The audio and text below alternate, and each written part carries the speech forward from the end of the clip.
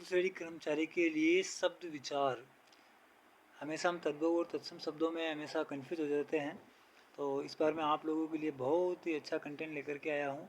ये 10th और 12th class की हिंदी व्याकरण की बुक है। इसके अंदर हमें अच्छे से समझाया गया है और चतुर्थ श्रेणी कर्मचारी में सारे क्वेश्चन हिंदी के इसी बुक से आने वाले हैं। मैं आप लोगों को तत्सम और तद्भव के बारे में भेद बता देता हूँ। तत्सम शब्द तत् प्लस सम का अर्थ है जिसके समान किसी भाषा में प्रयुक्त उसकी मूल भाषा के शब्दों को तत्सम कहते हैं।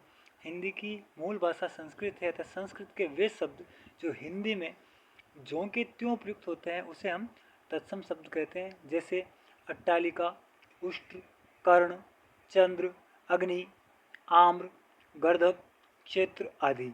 अब उसी प्रकार से दूसरा जो होता है तद्भव शब्द होता है संस्कृत भाषा के वे शब्द जिनका हिंदी में रूप परिवर्तन कर उच्चारण की सुविधा अनुसार प्रयुक्त किया जाने लगा उन्हें तद्भव शब्द कहते हैं। क्वेश्चन इस तरीके से भी पूछा जा सकता है आप लोगों को, उत्पत्ति के आधार पर या स्रोत के आधार पर हिंदी भाषा के शब्दों के उपभेद कौन कौन से या उनको कितने भागों में बांटा गया है। तो इनको मुख्य रूप से दो भागों में बांटा गया है। पहला तत्सम होगा और दूसरा तद्भव होगा। आसानी से हम पता लगा सकते हैं। इसके कुछ उदाहरण मैं आपके सामने लेकर के आया हूँ।